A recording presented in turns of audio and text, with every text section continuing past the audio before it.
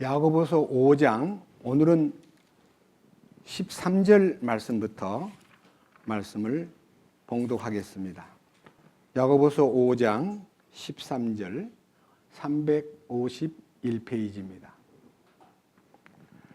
너희 가운데 고난을 당하는 자가 있느냐? 그는 기도할 것이요. 즐거워하는 자가 있느냐? 그는 시를 노래할지어다. 너희 가운데 병든 자가 있느냐? 그는 교회의 장로들을 부를 것이요. 그들은 주의 이름으로 그에게 기름을 바르며 그를 위해 기도할지니라. 믿음의 기도는 병든 자를 구원하리니 주께서 그를 일으키시리라. 그가 죄들을 범하였을지라도 그것들을 용서받으리라. 너희 잘못들을 서로 고백하고 너희가 병 고침을 받도록 서로를 위해 기도하라.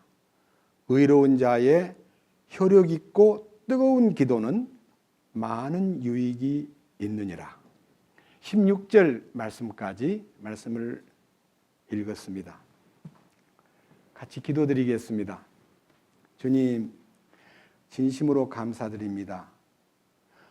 우리는 주님의 거룩하신 이름 안에 주님의 그 위대하심의 분깃과 주님이 우리를 위해서 이루어 놓으신 놀라운 축복, 은혜 위에 은혜, 믿음에서 믿음까지 영원한 속죄를 받은 것만 아니라 하나님의 형상을 닮을 수 있는 십자가의 능력의 연합이 되고 부활 생명 안에서 우리는 승천의 위치에까지 우리 자신들의 위치가 이미 결정되어 있음을 믿고 왕국의 상속권자로서 이 땅에 우리의 나머지 생애는 훈련받는 것이요, 왕가의 고난을 통해서 주님을 더욱더 가까이 하고 주님이 기뻐하는 바를 수행하기 위해서 우리는 매 순간 매 순간 자신을 부인하고 십자가를 지고 주님을 따르는 삶을 실제 생활 속에서 우리에게 실행하기를 원하시는 주님이심을 믿습니다. 오늘도 이 야고보서 5장 13절 이하의 말씀을 읽었습니다. 이 거룩한 말씀이 우리에게 정말 신앙생활에서 적용되고 실제가 되고 내 것이 되고 내 삶에서 아멘이 될 수 있도록 인도해 주시옵소서. 함께 참석하지 못한 형제 자매들에게도 같은 은혜를 내려주시고 이 말씀을 듣는 모든 형제와 자매님들이 주님의 거룩하신 말씀의 그 신비를 마음에 함께 공명하고 소유하고 누릴 수 있도록 이끄시옵소서.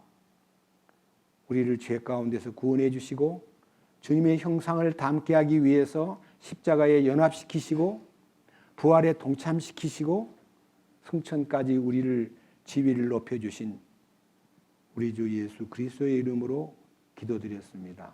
아멘.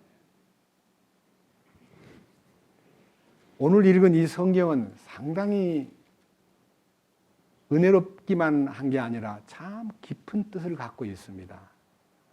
제가 일주일 동안 요즘에는 이제 많은 시간이 있기 때문에 더 말씀에 매달리고 더 마음속에서 이 말씀이 주는 그 깊은 뜻을 제가 이제 솔직히 말해서 제가 먹느라고 바쁘게 이 말씀을 먹는 것이 얼마나 좋은가를 한 주간 동안 더 깊이 느꼈습니다. 지난 주간에는 우리가 이런 말씀을 외웠습니다. 예는 예라 하고 아니오는 아니오라 하라. 왜 맹세하지 말라고 하셨는가?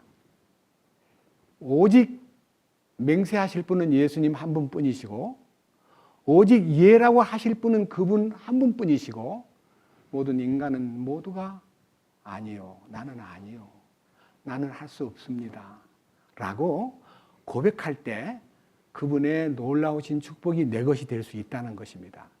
내가 무엇인가를 할 수 있다고 느끼는 것만큼 우리들의 이 국가 정책에도 뭐 하면 된다, 우리는 정상에서 만납시다 이런 식으로 해서 우리가 마치 정상에 올라가서 무엇인가를 성취한다고 하는 이 각각의 자아 성취를 위해서 노력하다 보니까 우리는 모두가 다 할 수 있다고 느끼는 거예요. 그게 얼마나 교만한 건지 모릅니다. 우리끼리는 할 수 있다는 것에 대해서 크게 문제를 안 삼지만 하나님 아버지가 볼 때 우리가 할 수 있다고 느끼는 그 자체가 선하게 살 수 있다, 진실되게 살아갈 수 있다, 뭐 나는 어떻게 하든지 남들을 잘해줄 수 있다, 나는 거짓말 안 할 수 있다, 나는 진실되게 이 세상 사는 동안에 본을 보일 수가 있다 등등의 자기가 무엇을 할 수 있다고 믿는 것은 교만입니다. 할 수 없습니다.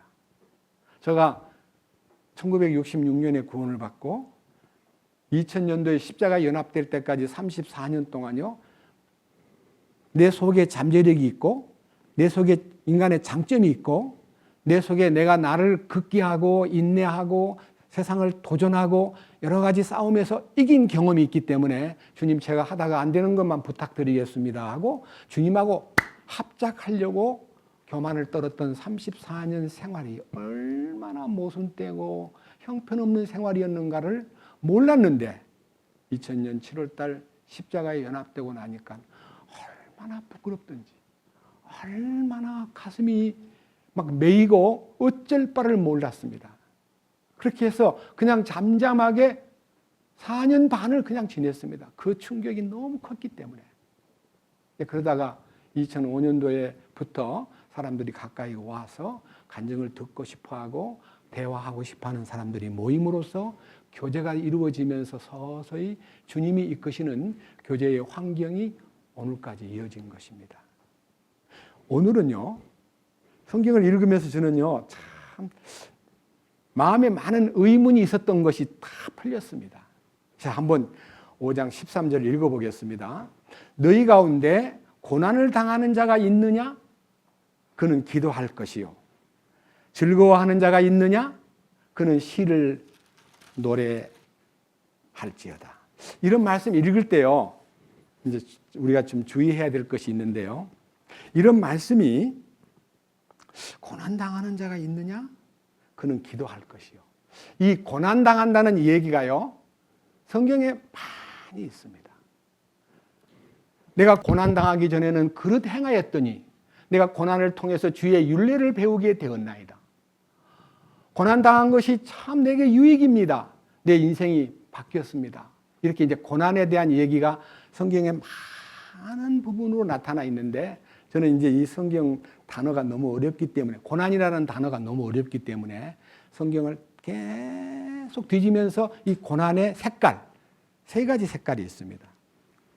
여러분 이제 이거는요, 기억해 둬야 되기 때문에 고난이라는 단어를 제가 특별히 강조한 것은 베드로전서 3장 18절과 베드로전서 4장 1절에 있는 우리 주께서 우리를 위하여 한 번 고난을 받으사, 그는 십자가에서 고난을 받으사, 이 고난, 빌라도에게 고난을 받으시고 하는 이 고난이라는 첫 번째 단어는요, 파스코 그래가지고 우리 주님의 죽으심을 고난이라 그래요.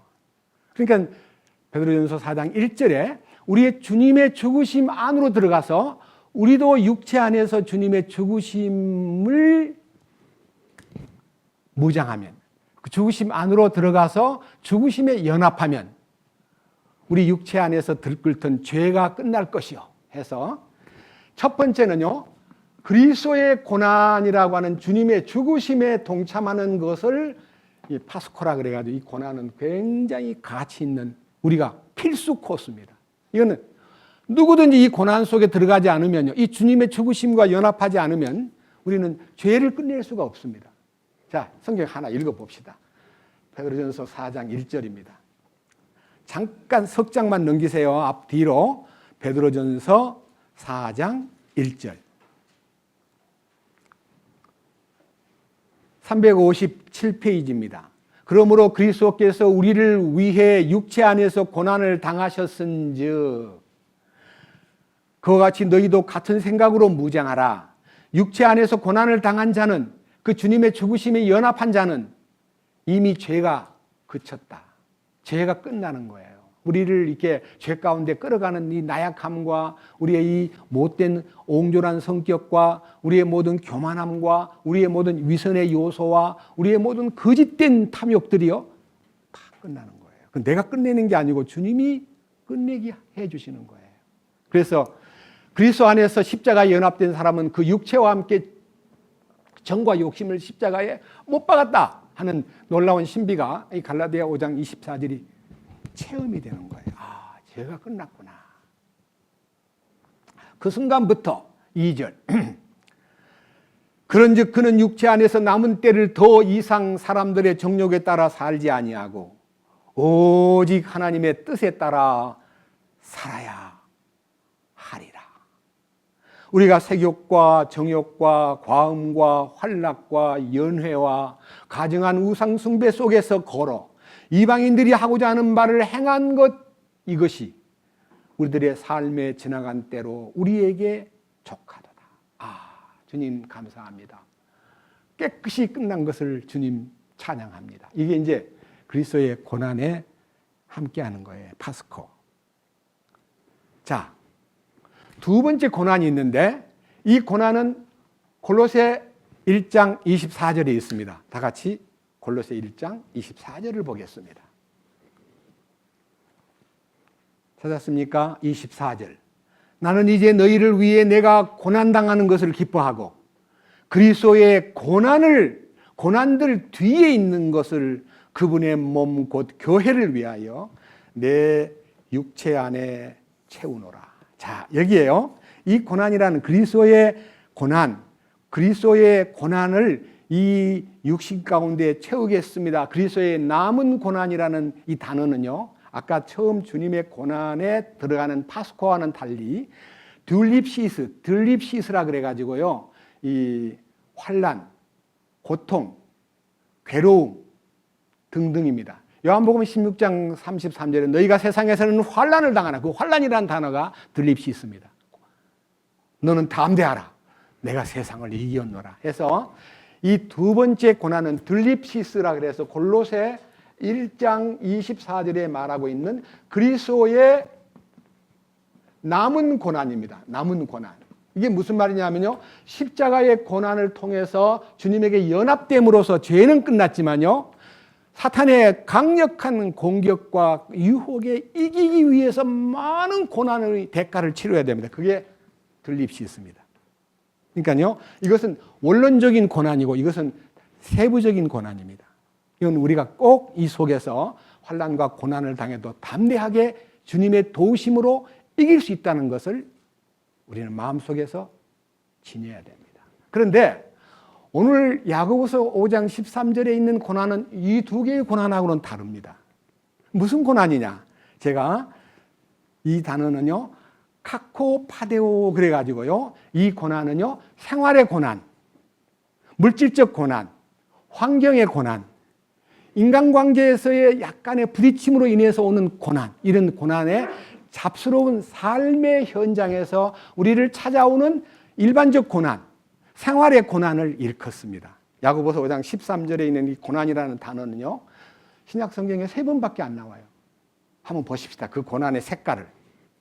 성경 디모데후서 2장입니다. 디모데후서 2장 322페이지입니다. 이거를요, 조사하다 보니까 막 기분이 너무너무 묘한 거예요. 우리는 고난 그러면 다 한 뭉텅인 줄 알았는데 그리스도의 십자가에 연합함으로써 주님이 당하신 고난이 내게 공급되는 거예요. 십자가의 고난이 내 것이 되도록 주님이 배려해 주신 거. 얼마나 놀라운 축복이에요. 그리고 이 고난을 딱, 주님의 고난을 내 속에 무장으로 딱 받아들이면 내 삶에 적용이 되면 변화가 되고, 그 다음에 그 남은 고난에서도 이길 힘이 딱 생기면서 감사가 넘치고, 지금 세 번째 아주 자질구레한 생활의 고난 중에서 색깔이 딱 있어요. 색깔이. 2장 3절. 그러므로 너는 예수 그리스도의 좋은 군사로서 고난을 견디어내라. 여기서 군사로서 고난이 뭡니까? 여러분, 군인이, 솔직히 한번 얘기해 봅시다. 제가 군대를 갔다 왔기 때문에 물어봅시다. 군인이 군대 안에서 무슨 고난을 받습니까? 자기 마음대로 못해요. 자기 마음대로, 심지어는요, 최근에는 이제 정책적으로 결정이 됐지만 핸드폰도 갖고 들어가면 안 돼요. 지 마음대로 잠자는 시간을 정해도 안 돼요. 딱딱 통제, 취침 시간 딱 정해져 있어요. 기상도 아침부터 학교에 일어나던 친구가 기상나팔 6시에 딱 불면 일어나야 돼요. 나 좀 더 잘래. 그러면 그냥 매 맞아요. 그러니까요, 군대 가면은 통제를 받는 거예요. 통제. 이 통제로서의 고난을 견뎌내라. 훈련받는 것에 대한 고난을 견뎌내라. 그 다음 또 한 가지. 9절. 이 복음으로 인하여 내가 악을 행하는 자처럼, 사도 바울은 죄 없이 감옥에 들어갔습니다. 매이는 데까지 고난을 당하나. 매이는다는 말은요, 감옥 생활을 매이는 데라 그랬어요. 하나님의 말씀은 매이지 아니하느니라. 나는 비록 감옥에서 몸이 매어 있지만 하나님의 말씀이 내게 임하는데 그 옥중에서 편지를 막 씁니다. 옥중 서신이 에베소, 빌립보, 골로새, 빌레몬. 이거 옥중 서신이에요. 옥중에서 쓴 편지예요.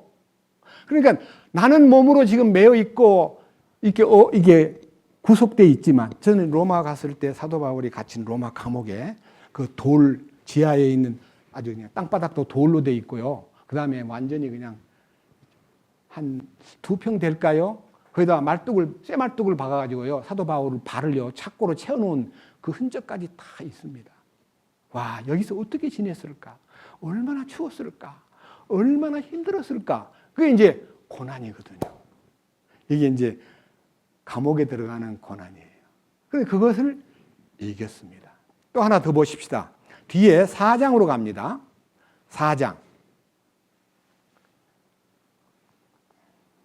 1절부터 봐야 되는데요. 1절부터 보려면 시간이 걸리니까 5절만 보겠습니다. 그러나 너는 모든 일에서 깨어 있고 고난을 견디며 복음 전도자의 일을 행하고 내 사역을 온전히 입증하라. 이제 내가 내 자신을 허물로 드릴 준비가 되었고 나의 떠날 때가 가까이 이르렀도다. 내가 선한 싸움을 싸우고 나의 달려갈 길을 마치고 믿음을 지켰은즉 하는, 여기 말하고 있는 고난이라는 것은요, 생활 속에 많은 환경의 고난, 자유가 없이 막 감옥에 갇힌 고난, 때로는요 억울하게 매를 맞는 고난, 때로는 모든 사람들에게 도저히 이해할 수 없는 그 환경에서 하나님 말씀 전하러 가는 사람이 어떤 고난을 당하냐면요, 이런 고난이 참 우리가 생각할 때 도대체 이게 뭘까? 한번 봅시다. 얼마만큼 디테일한 부분, 세부적인 부분을요, 고린도후서 11장에서 보겠습니다. 자, 11장 23절. 그들이 그리스도의 사역자냐? 내가 어리석은 자처럼 말하거니와 나는 더욱 그러하도다. 내가 수고를 더욱 넘치도록 하고 매도 지나치게 맞고 감옥에도 더 자주 갇히고 여러 번 죽을 뻔하였으니 내가 유대인들로부터 마흔에서 하나 뺀 매를 5번 맞았으며 3번 몽둥이로 맞고 1번 돌로 맞고 3번 파선을 당하여 한밤과 한낮을 깊음 속에서 있었으며 자주 여행을 하면서 물들의 위험과 강도들의 위험과 내 동포로 인한 위험과 이교도들의 위험과 도시에서의 위험과 광야에서의 위험과 바다에서의 위험과 거짓 형제들 가운데서의 위험을 당하였고 또 지치고 아프고 여러 번 밤을 새우고 굶주리고 목마르고 여러 번 금식하고 추위를 당하고 헐벗었노라. 그러니까요, 이런 얘기를 읽으면요, 오늘 여기 계신 여러분들이나 저는요, 사도 바울의 고난을 당하신 그 삶의 100분의 1도 안 당했어요. 예수 믿는다고 언제 감옥 갔어요? 몽둥이로 맞았어요. 예? 40에 하나가만 매를 5번 맞았다니까 200대 빼기 5개, 195대를 맞은 거예요. 얼마나 아팠겠어요. 저는 군대 가서 45대인가 맞은 거죠. 45대 줄 빻다. 소위 말하는요, 제 위에 있는 1번 높은 상병이 이제 하사가요, 아래 사람 때리면 저는 제일 끌번이에요. 끝번. 위에 사람이 다 저를 때리는데 저는 하나도 못 때리고 45대를 맞은 적이 있습니다. 그래서 이 말씀 읽다가 위로를 받은 적이 있습니다. 사도 바울은 배가 95대를 맞았는데 나는 아직도 멀었어. 이러면서 이걸 참았습니다. 억울함을. 그래서 이 고난의 색깔 중에서 고난당하는 자가 있느냐? 너는 기도하라. 근데 기도하라는 게 왜 고난당할 때 기도해야 되는가 하는 거예요. 그래서요, 이 고난당한다는 것과 기도하라는 것이 어떻게 기도가 어떤 기도여야 되느냐 하는 데 대한 기도를 또 한번 생각해 보았습니다. 기도. 여러분, 기도가 뭡니까? 제가요, 이 기도를요, 여기 본문으로 돌아가서 야고보서 5장을 보겠습니다. 5장 13절, 너희 가운데 고난을 당하는 자가 있느냐? 그는 기도할 것이요. 이 성경하고 한 장 넘겨보세요. 5장 14절. 너희 가운데 병든 자가 있느냐? 그는 교회의 장로들을 부를 것이요. 그들은 주의 이름으로 그에게 기름을 바르며 그를 위해 기도할지니라. 여러분, 이 성경 읽다가요, 여러분 의문이 생길 수밖에 없는 게, 아니 병 들었다고 무조건 장로님을 모셔다가 기름을 붓고 기도하면은 병이 나아요? 앞에 앉아 계신 형제님, 병이 들면 어디로 먼저 갑니까? 근데 장로님을 부르래요. 그러니까 이 병이 무슨 병이냐? 이 병든 자를 위해서 기도하라는 이 병이 무조건 우리 교회 안에서 병든 사람 다 교회에 와서 장로님한테 기름 부음을 받고 기도합시다. 그러면 이게 안 되잖아요. 그러면 온 교회가 병든 사람이 매일 생기는데 매일 그 교회 안에 줄 서가지고 기도받으러 왔습니다. 야고보서 5장 14절 말씀대로 병든 자가 있느냐? 그는 교회 장로들을 부를 것이요. 그는 장로님한테서 기름을 붓고 기도하라 하길래 왔습니다. 그러면 교회 안에 막 환자가 바글바글 끓을 거 아니에요. 기도받으려는 사람들이. 그건 아니다 이거예요. 그래서 또 생각한 거예요. 기도를 무슨 기도를 하며 여기 병든 자라는 단어는 무슨 의미를 지니고 있는 병든 자냐. 이거를 읽어보니까요. 그 14절만 읽을 때는 뭔지 몰랐는데 15절, 16절을 읽으니까 문제가 있는 병이에요. 아, 그렇구나. 이게 병도 이제 제가 이제 이 병든 자라는 단어를요, 또 헬라어에서 찾아보니까요, 4가지가 있습니다. 첫째, 병든 자 중에는요, 신체적으로 병이 들어가지고 육신의 아픔 때문에 뭐 감기가 들든 뭐 맹장이 들든 뭐 암이 걸리든 여러 가지 병이 들어가지고 이 병을 들면 즉각 어디로 가야 돼요? 예수님 마태복음 9장에서 뭐라 그랬어요? 건강한 자에게는 의원이 쓸데없고 병든 자에게라야 쓸데있나니. 예수님은 병든 자에게 의사가 필요하다 그랬어요? 무조건 장로님한테 기도를 받으라 그랬어요? 우리 주님도 병든 자에게라야 의사가 필요하다 그랬어요. 맞잖아요. 그리고 병이 들기는 들었는데, 육신의 병이 들기는 들었는데 자꾸만 병원을 다녀도 병이 안 낫는 병이 또 있어요. 그래서 얼마만큼 병이 안 낫냐 그러면요, 있는 것을 다 날려버릴 때까지 병이 안 나가지고 병원에 갈 돈이 없는 거예요. 그래, 그는요, 의사를 만난 것만큼 좋아진 게 아니라 점점 나빠졌어요. 그녀가 누굴까요? 마가복음 5장에 있는 12해를 혈루증으로 앓던 여자의 간증을 들어보면요, 병이 들기는 들었는데 의사를 찾아다니면서 있는 것 전부를 다 날렸는데 병이 더 심해졌다, 이런 말씀이 있어요. 자, 마가복음 5장 말씀을 보겠습니다. 신약성경 마가복음 5장은요, 59페이지에 있습니다. 찾았습니까? 25절. 12해 동안 혈루증이 있던 어떤 여자가 있었는데, 26절. 그녀가 많은 의사에게 많은 일들로 치료를 받았어요? 고통을 받았어요? 희한해요. 많은 의사를 만났는데 왜 고통을 받아요? 그 다음, 자기가 가진 모든 것을 허비하였으나 좋아진 것은 없고, 어떻게 해요? 도리어 더 심해지던 차에.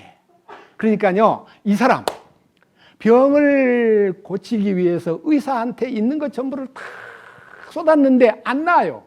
더 병이 심해졌어요. 그럼 어디로 가야 돼요? 그때 예수님께로 가야 돼요.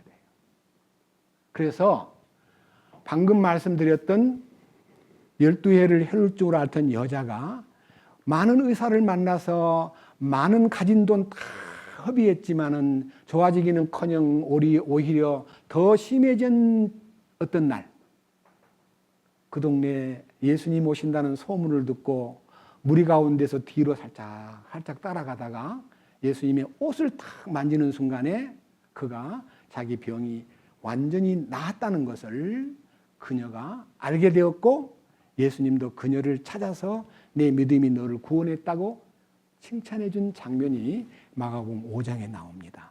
그래서 병든 자라는 것은요, 육신의 병든 자가 있고 또 병이 있습니다. 마음의 병든 거. 마음의 병은요, 심각한 병은 정신병이고요, 보통 마음의 병은 우울증, 공황장애, 그 다음에 대인기피증. 사람도 아무도 만나기도 싫고 뭐든지 다 싫어, 나는 미치겠어 하고 막 이 마음의 병이랑 사실 혼의 병이거든요. 혼의 병이에요. 공황장애, 아니면 여러 가지 심신장애, 아니면 대인기피증, 아니면 우울증, 다 혼의 극단적 병입니다. 마지막 세 번째, 영적인 병이 있습니다. 믿음이 병든 거.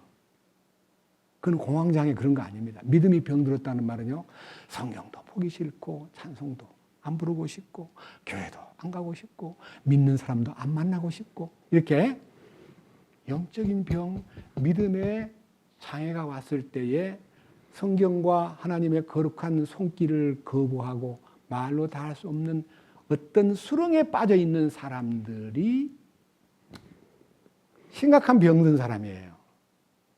그러니까 여기에 나타나 있는 이 병든 자라는 것은요, 아까 말한 대로 일반적인 그 병든 것은 육체의 병이고, 육체의 병은 의사를 찾아가야 돼요. 왜냐하면 의사도 주님이 만들었으니까. 그 대신 반드시 의사를 찾아갈 때 마음이요, 의사에게만 매달리면 그건 큰 잘못이에요. 그리스도인은 의사를 통해서 손길을 주님에게 간구해야지, 의사만 의지하면 주님이 싫어합니다. 그러니까요, 의사를 찾아갈 때에 우리 주님께 기도하고, 그 의사도 환자를 놓고 어느 병원 원장님은요, 수술을 다 하기 전에 기도합시다. 하나님, 이 병자를 위해서 수술을 시작할 텐데 하나님, 제가 칼질을 잘해서 이 사람을 낫게 하는 것이 아니라 손길이 임하심으로써 이 사람을 낫게 하실 분은 주님뿐임을 믿습니다. 주님, 이 환자를 수술할 때 저의 손길과 저의 칼질을 도와주십시오. 주님이 이 사람을 낫게 해 주십시오. 기도하는 그런 의사도 있어요. 멋있는 의사예요. 근데 환자 중에 이런 환자가 있으면 안 돼요. 역대하 16장. 자, 이 아사왕은요, 유대 분열 왕국 3대 왕이기 때문에 솔로몬의 증손자입니다. 예? 여로보암 왕과 르호보암이 분열돼 가지고 북쪽 왕은 여로보암이 되었고 남쪽 유다 왕은 르호보암이 되었는데, 르호보암이 이제 왕이 돼 가지고 그다음 그 아들이 아비야가 뒤를 이었다가요, 그 다음에 이제 아사 왕이 왕이 됐는데, 15장부터 보면 이 아사 왕이 참 정직하고 신실하고 하나님을 향해서 열린 마음으로 아주 충성되게 참 열심히 주님을 따랐는데, 아사 왕 39년 되던 해에 아사 왕이 약간 이제 눈이 어두워지기 시작하면서 아사 왕 16장 12절, 아사의 통치 제39년에 그의 발이 병이 생겨 마침내 그의 병이 심히 중하게 되었으나 병이 있을 때에 그가 주께 구하지 아니하고 누구에게 구했다고요? 그러니까 뭐예요? 의사한테 병 들면 가야 되는데 의사만 생각하는 거예요. 주님을 생각하지 않고. 그래서 죽었어요. 41년에. 2년 만에 죽었어요. 그래서 아주 비참하게 죽은 거예요. 그 발병이 어떤 병일까요? 대부분 추상하기를 당뇨병이다. 당뇨로 인해 다리가 썩은 거예요. 근데 그때 이 혈액순환이 안 되니까 그때 하나님, 나는 의사를 만나러 가지만 하나님 그 의사를 통해서 저를 돌봐주세요 하고 하나님께 의지하고 의사를 만났어야 되는데, 하나님 의지 안 하고 막 의사한테만 의사 선생님 좀 살려주세요. 어떻게 하든지 살려주세요. 하나님 보실 때 의사에게만 구하고 하나님께 구하지 아니하였으므로 죽었다. 그래가지고 13절, 아사가 자기 통치 제41년에 자기 조상들과 함께 잠들어 죽으니 라고 되어 있어요. 우리는 이 아사 왕같이 하나님을 믿는다 그러면서도 아프고 힘들 때 의사에게 지나치게 의지하면 하나님이 데려가 버립니다. 그러니까 이제 우리는요, 이제 방금 이제 이 말씀을 하기 위해서 제가 지금 이 아사왕도 얘기했고 12회를 혈증으로 앓던 여자 얘기도 했는데요. 이제 본문으로 갑시다. 자, 야고보서 이제는 5장 14절. 너희 가운데 병든 자가 있느냐? 그는 교회의 장로들을 부를 것이요 그들은 주의 이름으로 그에게 기름을 바르며 그를 위해 기도할지니라. 병이 들어가지고요, 교제에서 멀어진 사람은요, 교회의 장로님이나 교회에 건강하고 참으로 주님의 말씀을 전하는 사람을 불러들이기가 그렇게 쉽지 않습니다. 나 죽어가고 있습니다. 나 좀 도와주세요.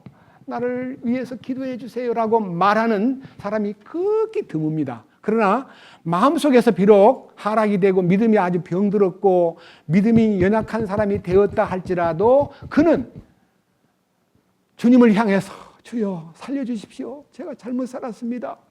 제가 잘못한 게 많습니다.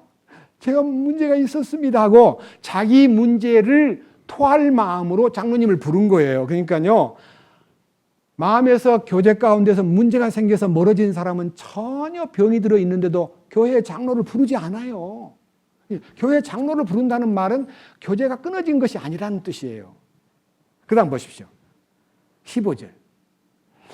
믿음의 기도는 병든 자를 구원하리니, 여기에요.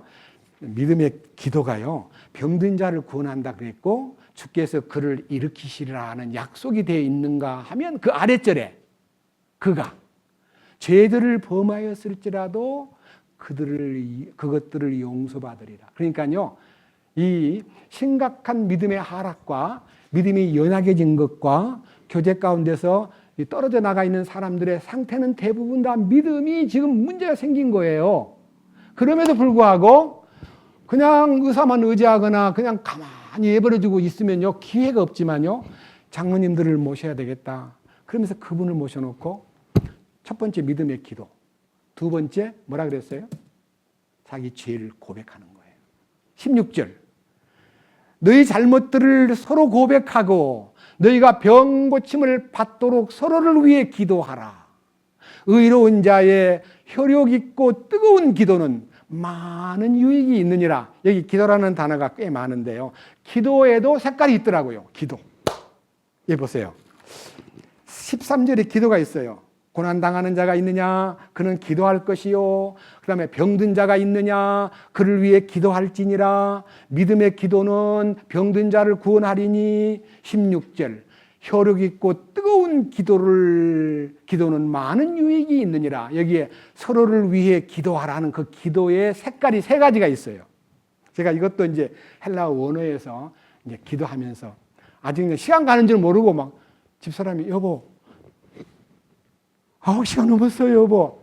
새벽에 일어나가지고 9시까지 그냥 집중하고 있으니 시계가 시간 가는 줄 모르고요. 이 성경을 아까 말한 색깔, 고난의 색깔, 병든 자의 색깔, 그 다음에 기도의 색깔, 이걸 딱 조명을 해보니까요, 너무나 큰 은혜가 되더라고요. 병 들었다고 무조건 장로님 부르는 거 아닙니다. 왜? 주님도 의사가 필요하다고 했기 때문에 보통 병은 병원에 가서 치료를 받는 거고요. 치료를 받아도 안 되면 이게 무슨 뜻이 있나? 기도해보고 장로님을 불러야 돼요. 그리고 아까 말한 대로 믿음이 하락돼가지고 정말 말로 다 못할 경지에 빠졌을지라도 교제와 끈이 끊어지지 않은 한은요, 교회의 장로를 불러놓고 자기가 자백을 해야 돼요. 저 자백에 대한 성경 구절을요, 제가 여러 성경에서 읽었는데요. 자, 여기 한번 들어보십시오. 제가 읽어볼 테니까요. 여기 15절입니다. 믿음의 기도는 병든 자를 구원하리니 주께서 그를 일으키시리라. 그가 죄를 범하였을지라도 그것들을 용서받으리라니요. 하반절. 그가 죄들을 범하였을지라도 너희 잘못을, 그 다음에 밑에 너희 잘못들을 서로 고백하고 너희가 병 고침을 받도록 서로를 위하여 기도하라. 자, 여기 이제 개역 성경에는요, 너희 죄를 서로 고하며 병 낫기를 위하여 서로 기도하라. 문제 있는 사람만 문제를 자기가 잘못했다고 얘기하는 함으로써 끝나는 게 아니라요, 교회 가운데 건강하고 아무 문제가 없는 장로님이나 혹은 교회 가운데 리더가 그 형제에 대해서 형제님 얘기를 들어보니까 참 저도 잘못했네요. 저도 정말 더 따뜻하게 돌보지 못하고 베풀지 못하고 배려하지 못한 제 잘못도 많군요 하고 서로의 잘못을 토해야 주님이 받으시죠. 장로님이나 말씀 전하는 사람이 이제 깨달았어? 진즉 얘기했어야 되는데 가만히 지켜만 봤는데요. 당신 너무나 안타깝디다. 이렇게 해서 그 사람의 일방적인 죄만 꾸짖고 위에 서 있으면요. 그 주님이 그 사람 낫게 해주지 않습니다. 서로를 위해서 기도하는 것은요. 서로를 죄를 고백하는데 그 죄의 고백에 대한 순서가요. 이게 천주교 성경에서 이렇게 되어 있더군요. 서로 죄를 고백하고 서로 남을 위해서 기도하십시오. 회복력에서는 서로의 죄들을 자백하고 서로를 위하여 기도하십시오. 이게 그냥 이 기도라는 이 색깔이 세 가지가 있다 그랬는데 첫째, 일반적인 기도. 제가 이제 이거를 여러분들 앞에 알려드리기 위해서 이 기도의 색깔을요, 이제 한번 생각해 봤습니다. 여기에 믿음의 기도는 하는 요 기도하고, 그 다음에 위에 있는 너희가 고난을 당했을 때 기도할 것이요 하는 말씀하고, 그 다음에 야고보서 5장 17절에 엘리야는 우리와 같이 동일한 성정의 지배를 받은 사람이로되 비가 오지 않기를 그가 간절히 기도하니 3년 6개월 동안 땅에 비가 오지 않았고 18절 그가 다시 기도하니 하늘이 비를 주고 땅이 자기 열매를 내었느니라. 여기에 기도의 색깔이 여기도 이제 세 가지가 있더군요. 기도의 색깔. 아, 이게 참 희한하다. 어떻게 이런 색깔이 있을까? 첫 번째 아까 믿음의 기도는 병든 자를 구원하리니라는 이 기도를 찾아보면 헬라어에서 유케라 되어 있어요. 유케. 믿음의 기도가 유케. 스트롱 넘버로 2171번이에요. 유케. 그 다음에 의로운 자의 뜨거운 기도는 이 단어는요. 뜨거운 기도는 이거는 간구예요. 간구라는 것은 데시스라고 되어 있어요. 그 다음 마지막 보편적으로 막 엘리야의 기도, 병든 자가 있느냐 기도할 것이요. 막 마태복음 6장에요. 이렇게 기도하라. 이렇게 기도하라. 아버지가 하는 기도의 방식이 있다는 이 기도는 단어가 재밌어요. 프로슈케라 되어 있어요. 프로슈케. 제가 이거를 놓고 기도하다가요. 놀라운 사실을 발견했습니다. 일반적인 기도는 프로슈케고요. 특별한 기도는 유케고요. 그 다음에 간절한 뜨거운 기도는요. 데시스예요. 그런데 제가 어제 오후에 성경 보다가 이 프로슈케라고 하는 단어가 어원을 찾아낸 거예요. 어원은 프로슈케라는 단어는요. 프로소라는 단어는 무엇을 향하여, 무엇과 함께, 무엇을 목적으로 하는 일종의 부사입니다. 근데 이 프로소하고 유케가 병합이 돼가지고 합병어가 프로슈케. 슈케는 서운하다는 뜻이었어요. 서운하다.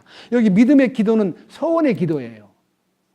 이 말은요, 이 병든 자가 다 죽어가고 있을 때 자기 잘못 때문에 이 병이 왔구나. 장로님을 모셔가지고 기름을 붓고 기도하기 전에 제가 이렇게 살았습니다. 참 부끄럽습니다. 제가 누구를 미워하면서 못된 짓을 많이 했습니다. 이런 자기의 잘못을 토해낼 때에 서원이 있어야 됩니다. 그 서원이 뭘까요? 주님, 저를 낫게 해주시면 다시는 그런 행동하지 않고 주님 앞에 충성스럽게 살겠습니다. 그래서요, 이 서원의 기도가 그 믿음을 통해서 회복이 되고 장로님을 통해서 간증이 교감되고 그 다음에 기름을 부어서 기름 부었다는 말은요. 누가복음 10장에 강도 만난 자를 사마리아 사람이 고칠 때 뭐를 두 가지 썼어요. 하나는 기름과 포도즙을 썼어요. 그 기름은 성령의 역사를 의미하기도 하지만요. 여기서 말하는 기름도 올리브 기름입니다. 올리브 오일이라고 되어 있습니다. 그러나 그냥 올리브 오일만 뜻이 있는 게 아니라 그 올리브 오일이 어디에서 나왔느냐? 우리는요, 구약에 많은 올리브 오일이 쓰여졌고 그것이 먹기도 하고 기름도 붓고 그것이 거룩한 성전에도 쓰였지만은 그 기름이 겟세마네에서 나온 거예요. 겟세마네. 올리브 기름 짜는 틀이란 뜻이에요. 그럼 주님이 그 겟세마네의 피와 땀을 흘리시면서 기도하셨던 그 결과가 십자가에 나아가 인류를 위해서 자신이 올리브로서 완전히 짓눌려져 가지고요, 기름이 흘러나오는, 그 주님의 몸에서 흘러나오는 그 기름이 우리를 치료하는 능력이에요. 사실은 우리 주님이 우리 위해서 흘리신 보혈과 물과 피를 몽땅 쏟으신 그 결과가 우리를 어떻게 하느냐, 성경 보십시다. 자, 마태복음, 주님이 우리를 위해서 흘리신 피의 효능이요 나타나는데, 마태복음 8장 16절과 17절입니다. 마태복음 8장 16절. 저녁이 되매 그들이 마귀 들린 많은 자들을 그분께 데려오거늘 그분께서 자신의 말씀으로 그 영들을 내쫓으시고, 악령을 내쫓으시고 병든 모든 자를 고쳐주시니 이것은 대언자 이사야를 통해 말씀하신 것을 성취하려 하심이라. 이르시되 그가 친히 우리의 연약함을 담당하고, 여기에서요, 우리의 연약함을 담당하고는요, 신체적인 병이든 마음의 혼의 병이든 영의 병이든 모든 연약한 것을 그분이 다 담당하셨고 우리의 질병도 짊어지셨도다는 말씀이 응한 것입니다. 이 말씀이 성취된 것입니다. 주님이 오셔가지고 십자가를 통해서 우리의 연약함을 다 담당하고 우리의 질병을 다 짊어지신 이 축복이 나타나기 위해서 그런 축복을 가로막고 있는 그 무지한 성도에게 장로님을 총해서 죄를 고백하고 나는 잘못했습니다 하는 참으로 믿음의 소원이 있을 때 그 사람이 주님으로부터 치료를 받게 되고 회복이 된다는 뜻입니다. 그러니까 너무 놀라운 얘기예요. 그래서 아까 제가 크게 선포했던요, 기도 중에서 우리가 특별한 기도, 이 기도는요, 아까 말씀을 드렸듯이 절대로 그냥 기도가 아니고요, 프로슈케라는 단어는요, 첫째는 프로소라는 단어가 목적이 있고 목적을 향하여 무엇과 함께라는 뜻인데요, 이 슈케라는 단어는 아까 말씀드렸던 대로 육회라는 단어는 서원입니다. 그러니까요, 우리의 서원을 목적으로, 우리의 서원과 더불어 우리의 서원이 함께, 그것이 기도의 제목이에요. 기도라는 게 뭐냐? 프로슈케인데 이 속에는 우리 자신 속에 이 소원이라는 육회가 내 마음 속에서 다 우러나와가지고 주님 나의 삶을 주장하소서. 과거는 막 내 얘기는 전혀 안 하고 막 전부 다 내 소원만 이것도 해주시고 저것도 해주시고 형통하게 해주시고 성공하게 해주시고 사업 잘 되게 해주시고 우리 아들 서울대학에 들어가게 해주시고 고시 패스하게 해주시고 이런 등등의 욕심적인 기도만 했는데 이제는 그 기도를 끝내야 됩니다. 주님, 나는 주님 것입니다. 소원을요, 나는 주님 것입니다. 주님, 뜻대로 인도해 주세요 하는 기도 속에요, 반드시 소원과 함께 주님 앞에 고백하는 것이 참 기도입니다.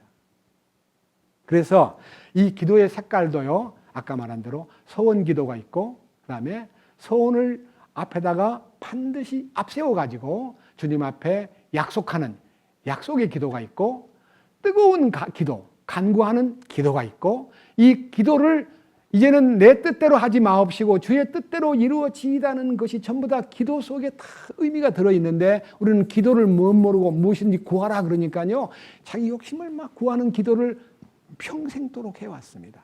이 기도는 이제 끝내야 됩니다. 주님 뜻을 밝히 알고자 하고 주님께 순종하고 충성할 수 있는 사람이 되기를 간구하는 그런 기도가 우리 주님이 기뻐하는 기도라는 것을 이 야고보서 5장 13절에서 14절까지의 말씀을 통해서 발견하고 나니까요, 너무너무 기뻤어요. 그래서 이 색깔, 병든 자가 어떤 병든 자냐, 그 다음에 우리의 기도가 어떤 종류의 기도냐, 그 다음에 우리가 주님 앞에 가가지고 우리의 모든 것을 주님 앞에 아뢰일 때, 교회의 장로를 부를 때 어떻게 부르는 거냐 하는 것에 대한 내용의 순서가 나와 있는데 제가 이렇게 정리해 봤습니다. 자, 육신의 병이 들었을 때에, 혹시 마음의 병이 들었을 때에 교회에 근심이 되고 다른 지체들에게 짐이 된 형제나 자매를 가리키는데, 이 병든 자가 교제 가운데 짐을 무겁게 만들고 그 형제만 생각하면 가슴이 쓰리고 어떻게 그렇게 될 수가 있나. 아니 십자가의 도를 깨달았다는 사람이 어떻게 그런 정도로 이 세상으로 가버릴 수가 있냐 하는 이 마음 때문에요. 막 가슴 조이고 교회에 근심이 되고 있습니다. 근데 그럼에도 불구하고 연결이 되면요. 기회가 오는데 그마저 연결이 안 되고 교제를 탁 끊어버리면요. 기도의 기회가 없어져 버립니다. 두 번째, 그러면 의사가 필요한 것은 언제 필요하냐? 아까 얘기한 대로 교회의 대화의 선이 끊어지지 않는 상태에서 병원에 다니는 것은 죄를 짓는 거 아닙니다. 근데 병원에 다닐 때 마음도요, 주님의 아사왕처럼 막 의사만 붙잡고 막 도와주세요, 살려주세요, 좋은 처방 없나요? 하고 막 좋다는 거는 막 아낌없이 막 다 사먹으면서 주님의 교제 가운데서 참으로 필요하다고 느낄 자기는 너무 인색한 거를 느낀다면 회개해야 돼요. 정말 교회를 향해서 이 성도를 섬기는 데에 대해서 참으로 이 물질이요. 지금 우리 교회의 물질은요. 기적적으로 교회가 운영되고 있습니다. 어떻게 보면 색깔이요. 교회에 헌금 내는 분이 별로 없어요. 그런데도 이 교회는 운영이 됩니다. 왜 그러냐? 주님이 함께하는 교회이기 때문에 막 빚을 내고 막 쫓기고 막 근심이 꽉 차고 돈을 맡은 형제들이 집세를 못 내가지고 막 발을 둥둥 구르고 그런 정도는 아닙니다. 주님이 적절하게 채워주시는 것을 보고 있습니다. 그런데 모든 형제 자매들이 함께 이 일에 동역을 하면 무슨 일이 벌어지느냐? 교회의 운영만 아니라 성도들을 돌보고 베풀고 하는 여러 가지 일에도 굉장히 넓혀질 것입니다. 저는 그 부분이 너무 안타까워요. 그것이 우리 교제 가운데 조금 더 깊이 생각해야 될 제목입니다. 너희 죄를 서로 고백하며 병 낫기를 위해서 기도하라는 말은 나는 병이 없어도요. 내가 다른 사람에게 병을 주는 원인이 될 수가 있고 병이 걸려가지고 고통받다가 멀어지는 사람도 교회를 향해서 이렇게 느낍니다. 교회는요. 사랑이 없어. 자기가 어렵기 때문에 교회에게다 의지하고 싶은데 안 도와준다고 느끼는 마음 때문에 사랑 없는 교회라고 멀어질 수가 있습니다. 물질 때문에. 교회가 물질 때문에 사랑 없는 교회라고 말하는 것은 성경에서 말했습니다. 말과 혀로만 사랑하지 말고 행함과 진실함으로 하자. 어떤 형제가 가난하고 힘이 어려운데 네 입으로만 배부르게 하라, 따뜻하게 하라 하고 쓸 것을 주지 아니하면 어떻게 그게 사랑이냐. 쓸 것을 줄 수 있는 교회가 돼야 됩니다. 우리 그런 교회가 되기를 기도해야 됩니다. 그리고 여기에서 가장 중요한 것은요. 우리 주님이 이미 우리의 병을 짊어지시고 우리의 연약함을 담당하신 분이기 때문에 우리는 연약함 속에 붙잡힐 필요가 없습니다. 그래서 이렇게 저는 기도합니다. 자신의 잘못된 삶의 태도와 자신의 연약함의 원인이 자신에게 있다는 것을 발견하고 의로운 자의 효력 있고 뜨거운 기도, 그 서원을 통해서 병든 자를 구원시키는 역사가 주님이 일으켜준다는 그 일으키심이라는 단어는 부활이라는 단어입니다. 부활. 여러분 제가 얘기했습니다. 일으켜진다는 말은 그냥 사람을 세운다는 뜻이 아니고요. 부활 생명으로 그를 부활 생명 안으로 이끈다는 뜻입니다. 그런 면에서 부활 생명으로 이끌림을 받으면요. 세상에 어떤 환난과 가난과 경제적인 환경과 어려움이 와도 그걸 능히 이길 수 있는 힘이 공급이 됩니다. 그 공급을 받고 엘리야와 같이 살아라. 그런 뜻입니다. 엘리야는 너무 힘들게 막 도망을 갔습니다. 그 아합왕과 이세벨의 핍박에 의해 도망을 갔는데 그리 시내가에 머물러 있을 때요. 주님이 까마귀를 보내가지고 고기와 떡을 물어다가 돌봐주었습니다. 그러니까요. 여러분들 어떤 환경에 있어도요. 참으로 주님을 의지하면요. 까마귀를 통해서 먹을 것을 운반해주는 주님이라는 것을 잊지 말아야 돼요. 그것이 우리의 믿음의 분량입니다. 더 많은 것도 안 줘요. 그냥 겨우 먹을 거. 아니 그냥 까마귀를 통해서 막 금을 물고 와가지고 금을 하나 턱 떨어뜨려가지고 놀부가 막 박을 터뜨려서 막 부자가 되듯이 이렇게 해야 하나님의 능력이라고 말하지 마세요. 까마귀 입에 물고 온 물고기와 그 다음에 빵이 하나님의 공급이라는 것을 잊지 말아야 돼요. 그래서 까마귀는 그것을 어떻게 운반했을까 하고 성경 보다 보니까 맞다. 까마귀를 공급하시는 하나님에 대해서 성경을 딱 보니까요. 예수님이 공중나는 새를 보라, 들에 핀 백합화를 보라는 그 새가 까마귀예요. 욥기를 하나 보겠습니다. 욥기에 까마귀가 하나님의 공급에 의해서 살고 있다는 것을 욥기 38장 39절부터 41절까지 읽으면요. 이 산 중에서 가장 맹수가 사자고요. 새 중에서 가장 약한 새가 뭐 참새도 있고 여러 가지 새가 있지만 까마귀를 대표로 해서 주님이 이렇게 말씀하셨습니다. 39절. 네가 사자를 위해 먹이를 사냥하겠느냐? 혹은 젊은 사자들의 식욕을 채워주겠느냐? 그렇습니다. 사자의 식욕을 채울 수 있는 분은 하나님뿐이십니다. 그것들이 굴에서 웅크리고 숨는 곳에서 숨어 기다릴 때에 그리하겠느냐? 까마귀 새끼들이 하나님께 울부짖을 때에 먹을 것이 없어 헤맬 때에 누가 까마귀를 위해서 그것에 먹을 것을 마련해 주느냐? 까마귀가 먹을 것이 없어서 까까하고 날아가면서 배고프다 그럴 때 누가 까마귀를 먹이느냐? 하나님이 먹이신다는 겁니다. 이런 놀라운 매우 구체적이고 매우 세밀하게 들에 핀 백합화만 아니라 까마귀도 사자도 먹이시는 하나님이 우리 인간을 안 먹이시겠어요? 구원받은 사람이 굶어 죽었다는 것은 매우 불행한 일입니다. 왜? 주님이 반드시 공급해 줄 책임이 있는 분이기 때문에 주님의 공급선이 끊어졌다는 것은 매우 슬픈 일입니다. 무슨 이유인지는 모르나. 그러나 우리는요, 믿습니다. 저는요, 지금 오늘 이제 우리들 주변에서 굉장히 지금 그 신종 코로나 바이러스 병 때문에 많은 뉴스 속에 막 불안 공포가 세상을 막 감돌고 있고요. 세계에서 가장 심한 데가 중국이고 우리는 괜찮은 나라라고 인정받고 UN 그 WHO에서도 한국은 잘하고 있다는 말을 들었는데 갑자기 하루 만에 막 104명이 대구에서 그것도 이제 이상한 교단에서 환자들이 막 튀어나와 가지고 대구가 지금 완전히 이상한 동네가 되어 버렸습니다.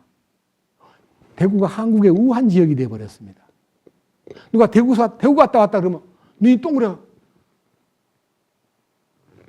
근데 우리는요, 성경에서 이 역병에 대한 하나님이 약속한 약속은요, 영원히 변치 않은 약속이기 때문에 이 약속의 말씀을 믿고 우리는 성령의 인도를 받는 사람들이기 때문에 철저하게 믿음 안에서 주님이 기뻐하는 서원의 기도 속에서 잘못된 것이 있으면 서로 고하면서 주님 앞에 열어놓고 그리고 주님이 일으키시는 바가 되었을 때에 이 말씀이 여러분에게 실제가 되고 우리에게 아멘이 되면서 그 대신요, 방관하면서 나 주님이 다 해준다는데 무슨 상관이 있어? 뭐 손 안 씻으면 무슨 상관이 있고 마스크 안 끼면 뭔 상관이 이러지 말고요.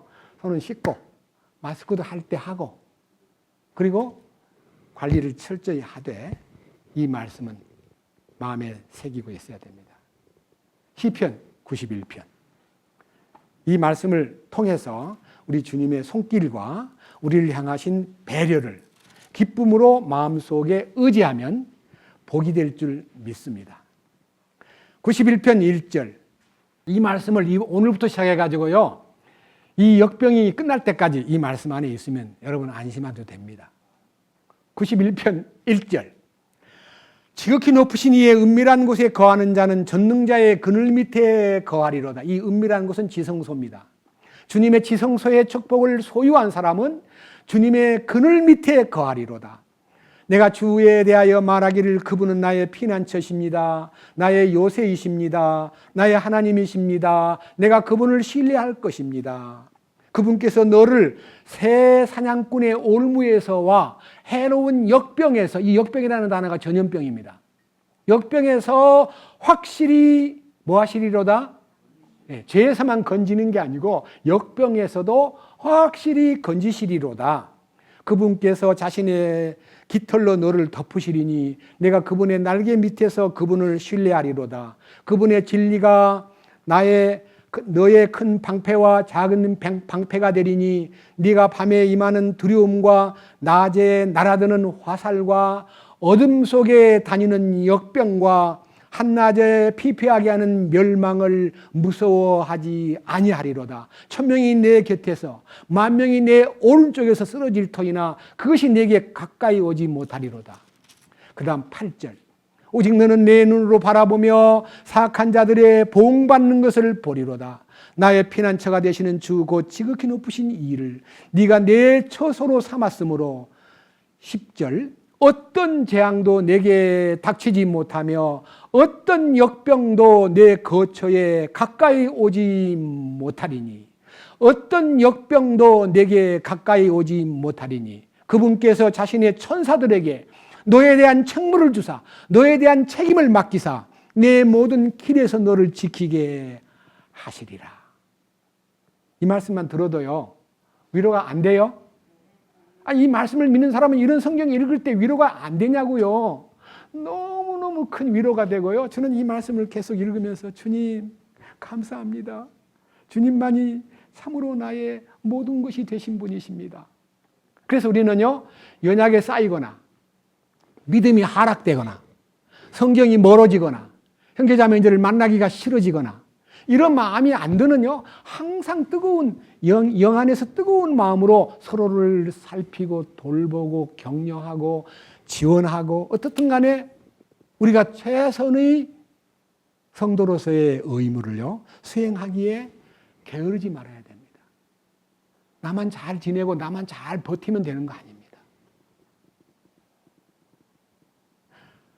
한 가지 재미있는 얘기를 하겠습니다. 이것은 누구라고는 말드리지 못하지만 천안에 계시는 어떤 교회의 교육자분이요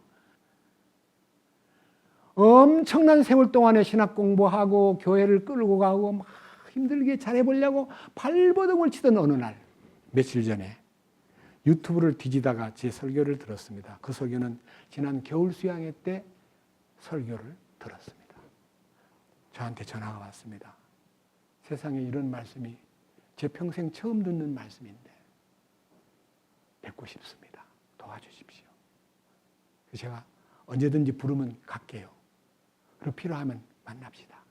그래서 약속을 하고 정말 그분이 너무 간절한 마음으로 이 천안의 자기 교회가 너무 안 되는 거예요. 너무 힘들게 노력을 해도. 그래서 이 성경이 잘못된 거 아니냐고 성경을 잘못된 것을 놓고 개역 개정 성경을 놓고 주님 이 말씀이 왜 영과 혼과 몸이 따로 구분되어 있다는데 여기는 다 영혼입니까? 자기가 직접 하나님께 영혼입니까?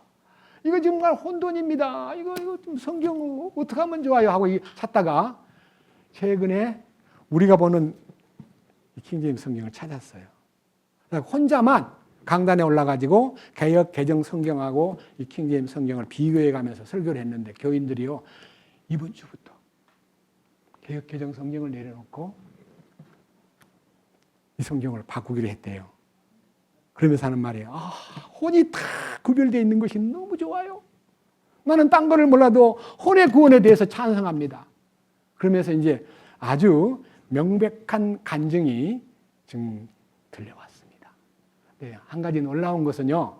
곳곳에서 이 성경이 제가 그래서 그분한테요. 절대로 이 성경이 잘못됐다는 이유 때문에 배척하지 말고 이 성경도 역사하는 방법이 있습니다. 하나님이 비록 부족하고 비록 번역이 조금 서툴더라도 하나님은 100년이 넘도록 이 성경을 통해서 역사해 왔기 때문에 하나님이 살아계시기 때문에 말씀을 관리하는 것이지 성경책 때문에 구원을 받는 건 아닙니다. 그래서 필요할 때는요. 여러 가지 성경책을 보세요. 그래서 저는 그분한테 그랬습니다. 개역도 보고 개역 개정도 보고 그다음에 아까 얘기했던 대로 회복력도 보고 천주교 성경도 보고 바른 성경도 보고 공동번역도 보고 새번역도 보고 저는 성경책을 다 갖고 있습니다.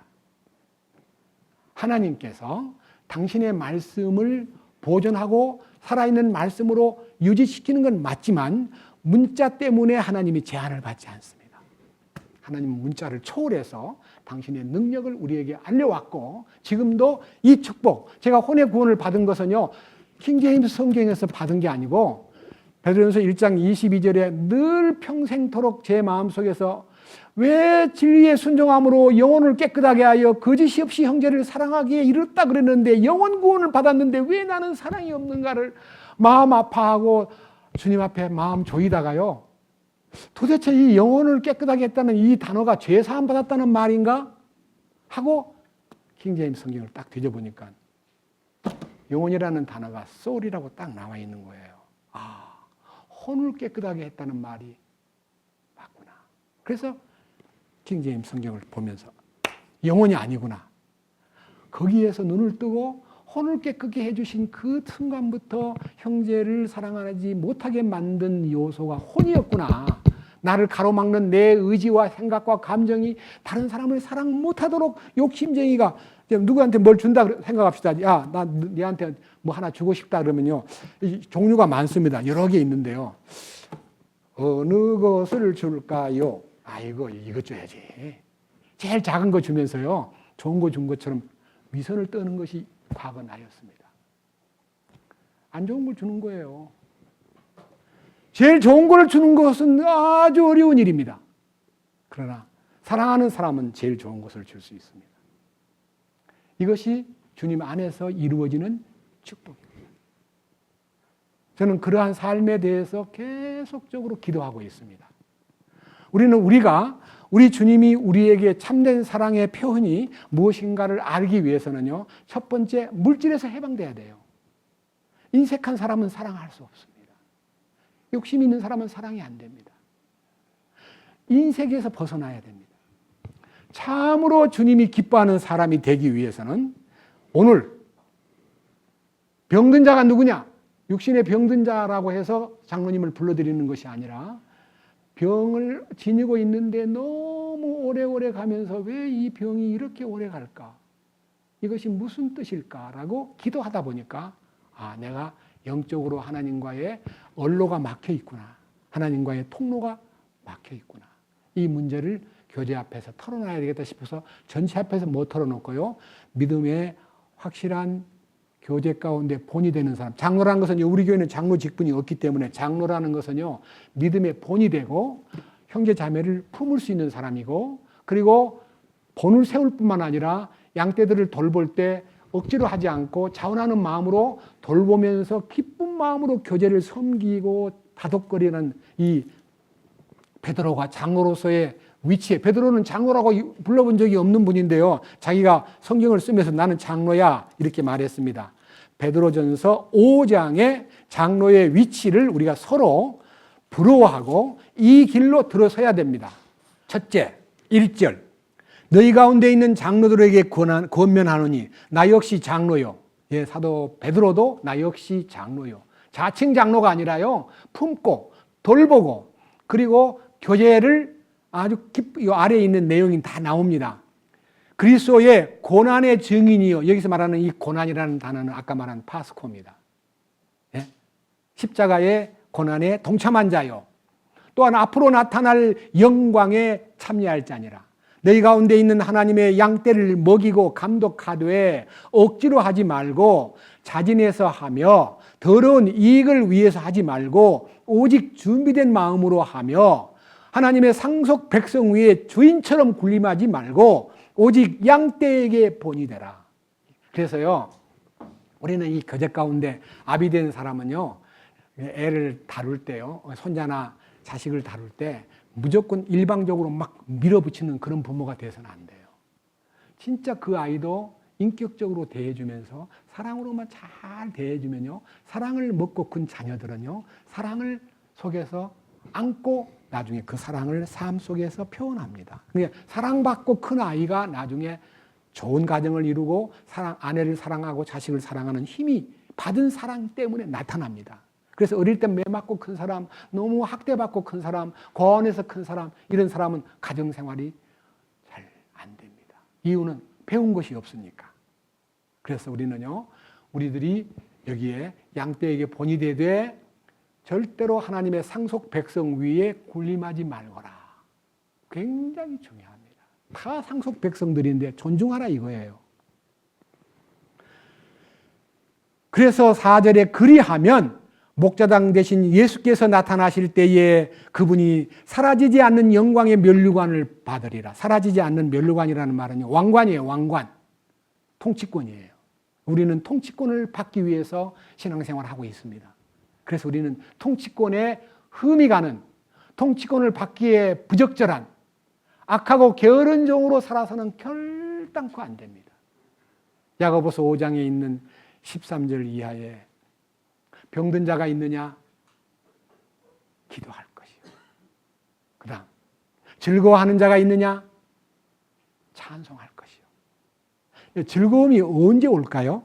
여러분이 즐거움이라는 게 돈 많이 벌었을 때, 뭐 복권 당첨되었을 때, 무슨 등남했을 때에, 뭐 우리 아들이 결혼했을 때, 막 즐거운 일이 들어 있죠. 근데요, 그런 즐거움 아니에요. 우리가 즐거움의 기본이 뭐냐면요, 이 즐거움이 세상 즐거움 다 버리고 세상 자랑 다 버렸네, 주 예수보다도 귀한 것은 없네가 마음에 이루어지는 그 즐거움.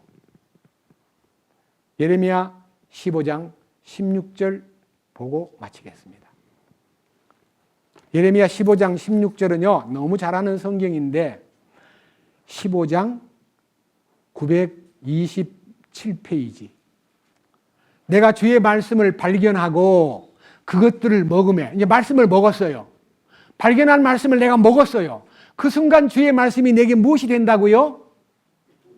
나의 마음에 기쁨과 즐거움이 되었습니다. 말씀을 먹을 때 기쁨과 즐거움이 찾아온 거예요. 그 즐거움은 세상에서 맛볼 수 없는 가장 위대한 즐거움입니다. 그건 찬송 부를 수밖에 없어요. 그 순간 오 주 만군의 하나님이여, 나는 주의 이름으로 불리나이다. 나는 주의 소유가 되었나이다. 나는 주님 것이옵니다. 이제 주님이 다 관리하고 책임져 주십시오 하고 주님에게 모든 것을 위임하는 자리에까지 나아가는 것이 참된 성도의 말씀이 발견되었을 때 찾아오는, 하나는 즐거움, 하나는 자기를 완전히 맡기고 주님의 권위 앞에 복종하는 삶이 이루어지는 것입니다. 주님을 찬양합니다. 주님 감사합니다. 오늘은 우리가 야고보서 5장을 통해서 마지막 부분이긴 하지만 우리에게 너희 가운데 병든 자가 있느냐? 그는 기도해야 되고, 너희 가운데 기쁨이 즐거워하는 사람이 있느냐? 그는 찬송할 것이요. 병든 자는 주의 이름으로 자신의 모든 과거에 얽힌 부족한 점, 믿음이 하락된 이유, 성경과 멀어진 이유, 말씀과 멀어진 이유, 교제를 피하려는 행동들, 이런 것들로부터 교제가 뜨겁게 그리워지고 성도들이 뜨겁게 만나고 싶고, 그리고 베풀고 싶고 돌보고 싶고, 마음이 자원하여 교제 가운데서 무슨 일을 하든지 자기를 드러내지 아니하고 주님을 나타내기 위해서 일하는 우리 모든 성도가 되기 위해서 자기의 죄들을 서로 고하며 병 낫기를 위해서 기도할 때에 주님이 분명히 일으켜 주시고 뜨거운 간구, 뜨거운 기도가 우리를 회복시킨다는 사실을 믿습니다. 야고보의 형제께서 우리에게 주신 이 거룩한 교훈을 우리가 실제로 맛보고 우리 주님 안에서 우리 주님이 기뻐하는 사람으로 상속권자로서의 합당한 훈련을 받기에 조금 더 게으르지 아니하고 열심을 품고 주를 섬기며 뜨거운 영 안에서 성도들을 섬기는 우리 모두가 되도록 이끄시옵소서. 우리를 죄에서 구원해 주실 뿐만 아니라 영광스러운 상속 언약에 동참하도록 기회를 열어주신 우리 주 예수 그리스도의 이름으로 기도드렸습니다. 아멘.